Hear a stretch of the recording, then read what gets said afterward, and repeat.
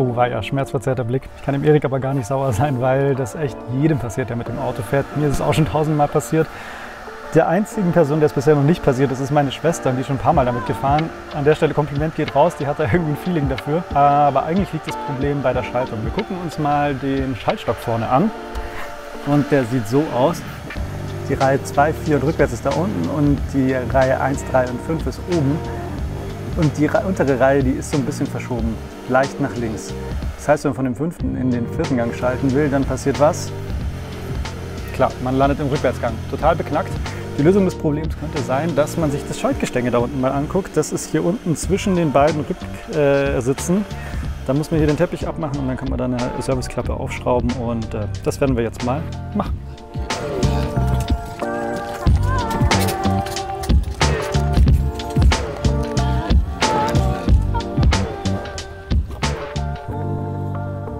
Was ist denn das hier? Ist das vielleicht ein GPS-Sender? Ist das so ein GPS-Sender, kann es sein? Hab ich ja nie gesehen. Cobra, kennst du die Marke? Cobra? Ja, Cobra sind Alarmanlagen gewesen. Ach so. Na gut.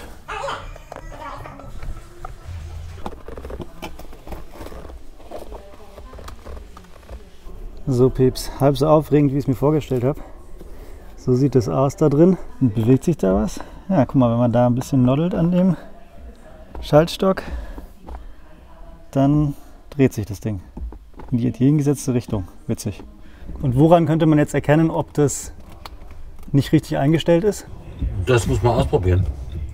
Da gibt es kein Maß dafür. Okay. Ja, aber das Ding hast du, ne? Die Kupplung. Wie die Kupplung habe ich? Hast du die Kupplung neu? Ob ich das in neu habe, meinst du? Ja. Nö. Ich weiß ja nicht, ich wusste nicht, ob es kaputt ist. Ach so, ja. Ist es kaputt? Das hat Luft, ja. Siehst du das? Ja, ich sehe es. Einmal hier, das da. Aha. Ja, und einmal hier. Und da merkst du natürlich, da schleicht sich jede Menge, da gibt es auch verbesserte Versionen von, Aha. Da schleicht sich jede Menge Spiel ein. Neuer Tag, neues Glück. Weiter geht's in der Causa Gangschaltung. Ich habe mir diese 2 Düdel hier besorgt, die Plastikteile, die kommen jetzt da hinten in das Kreuzgelenk rein und ich hoffe, dass sich dann die Schaltung wieder etwas schöner und präziser schalten lässt. Ich habe mich jetzt mal hier eingelesen, wie das funktioniert. Erik ist nämlich nicht da, deshalb muss ich mir das gerade autodidaktisch selber beibringen. Der verwegene Plan ist jetzt, dass ich hier mit der Farbe da so einen Punkt hier hin mache und das dann trocknen lasse und dann öffne ich das Ganze und weiß danach dann hoffentlich wieder, wie man den Krempel zusammenschraubt. Eingestellt ist es jetzt ganz gut, aber die Toleranzen stimmen eben nicht mehr, weil diese Plastikteile, die da drin sind, einfach verschlissen sind. Okay, gehen wir runtergetropft. Scheiße.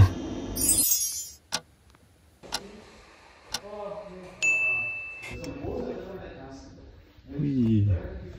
Alright. Zack, unten ist es. Da ist jetzt eine Schraube drin und ich hole die jetzt mit einem Imbusschlüssel raus. Also Freunde, Imbusschlüssel funktioniert nicht. Habe ich nicht genug Power drauf. Eine sehr schmutzige Schraube. Und jetzt kann ich den Eumel da wahrscheinlich rausziehen einfach. Boah. Geil. Okay, also das ist eigentlich relativ unkompliziert, weil der ist mit einer Nut vorgegeben, wie er aussieht. Jetzt ist natürlich die Frage, wie kriege ich da diesen Bolzen raus? Mit den Fingern auf jeden Fall schon mal nicht. Aber man soll den irgendwie raustreiben. Ich frage mal lieber Erik, der ist gerade gekommen, nicht, dass da Blödsinn passiert. Hier gab es mal einen Hammer.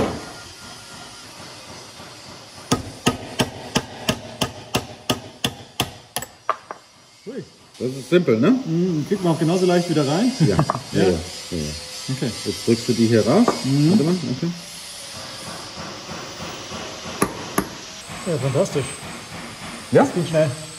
Okay, dann baue ich die anderen Teile mal ein, die weißen, die sind eine andere Farbe. Aber man sieht auch, dass die sind deutlich dünner hier schon weggerieben. Ja. Muss man es dann wieder so fetten, so ölen oder? Normalerweise nicht. Warum ist das überhaupt so? Ist das aus Versehen passiert? Nee, weil das eine leichtgängiger machen wollte oder vielleicht hat es gequietscht oder was auch immer. Okay. Ja? Na gut. Ich baue das jetzt einfach wieder ein.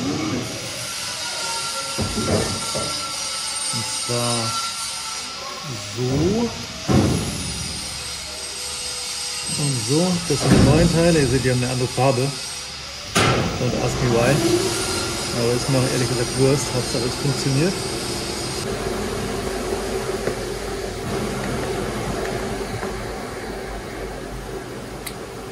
So.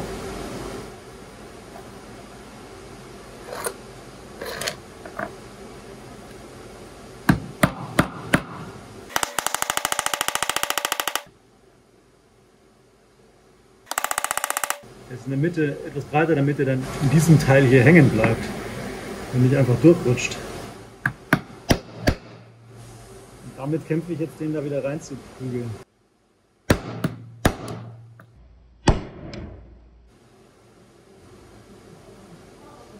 Scheiße, ich habe es kaputt gemacht. Oh Mann. Na egal, ich baue es jetzt trotzdem ein. Bleibt mir nichts anderes übrig. Die Passgenauigkeit hier von dem Teil ist nicht besonders gut. Wie das Plastik in dem Aluminiumgehäuse drin sitzt, ist nicht besonders toll.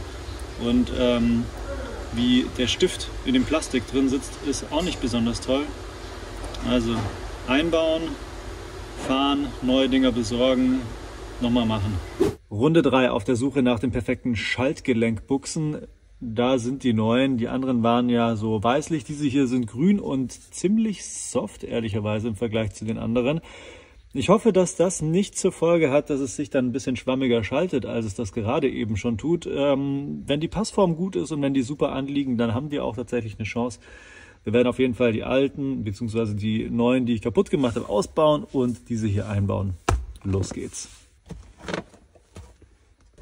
Was ich jetzt allerdings gerade mal mache, schaut mal auf dieses Kreuzgelenk. Ich schalte den ersten Gang, so sieht es dann aus. Und später, wenn ich das Ding dann wieder einfädel, dann schalte ich einfach mit dem Schaltknüppel wieder in den ersten Gang und habe so relativ genau die Position, die ich vorher auch hatte, als ich in den ersten Gang geschaltet habe. Und jetzt bauen wir den Eumel da aus.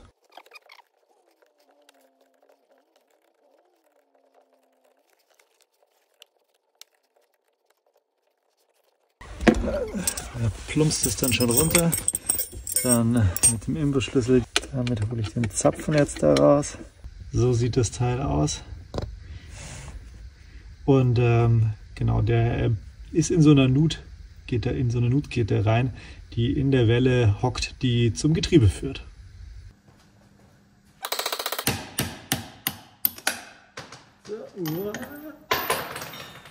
Na prima. Der Ring hat sich inzwischen dann komplett verabschiedet. Insofern ist eigentlich ganz gut, dass wir den ausgetauscht haben, weil wenn der sich dann schon so auflöst, das liegt ja normalerweise da so mit dran. Und hier ist die Hülse, die ist aus Aluminium, bei der soll man angeblich sehr, sehr vorsichtig sein, dass sich die nicht verzieht, wenn man da drauf rumkloppt.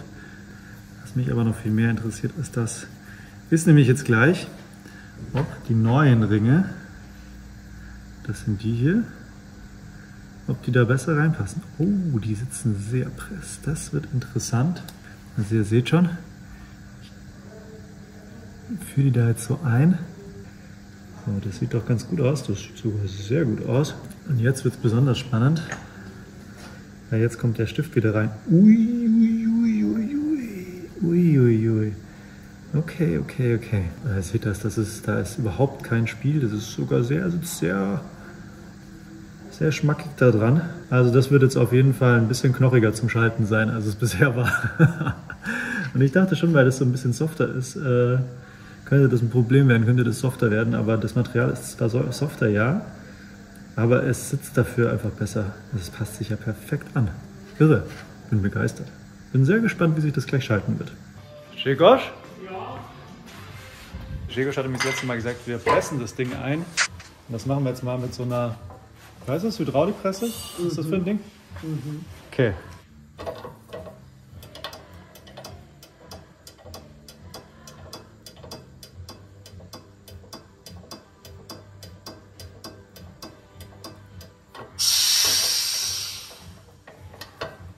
Ah, fehlt noch ein bisschen, ha?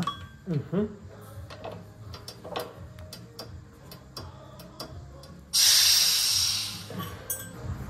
Bitte. Dankeschön. Da war so ein Fett noch beigeliefert. Soll man das da so da drauf machen und ein bisschen rumnoddeln oder wie ist das gedacht? Weißt du, normalerweise die Plastikteile brauchen keine Schmierung. Ja? Okay, dann mache ich so. Dann ist es halt ein bisschen fester, was? Jetzt sieht man hier das nochmal ganz gut, nämlich hier diese Aussparung auf der Welle, die in das Getriebe reingeht.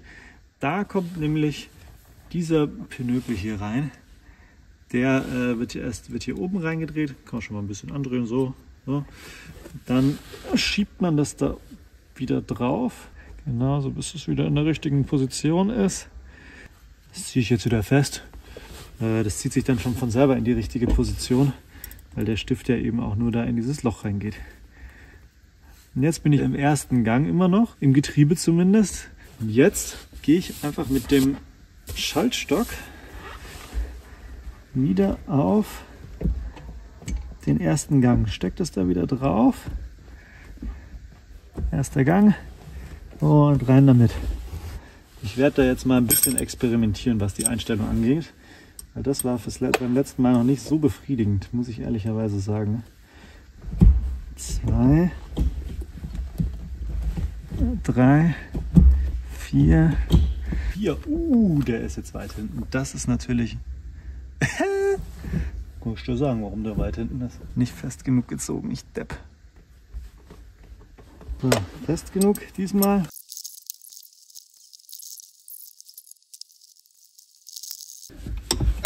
So, nochmal probieren. 1, 2, 3, 4, 5. Ich würde sagen, wir fahren jetzt einfach mal eine Runde und dann gucken wir mal, wie es sich anfühlt. Oh Mann, was für eine Odyssee wieder. Erster Gang. Boah. Fühlt sich ganz gut an. Zweiter Gang. Geht auch klar. Dritter Gang. Geht auch klar. Vierter Gang. Wunderbar. Fünfter Gang. Oh, das ist schon Standgas. Okay, fein. Du musst Probe fahren. Bisschen Ärger gekriegt, weil ich zu schnell gefahren bin.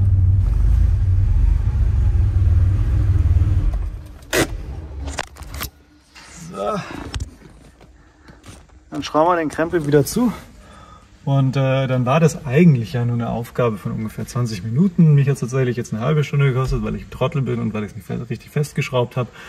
Aber de facto kann man es eigentlich in einer halben Stunde schaffen, vorausgesetzt man hat die richtigen Buchsen, die funktionieren. Und das ist jetzt keine Werbung, weil ich habe ja nichts dafür bekommen.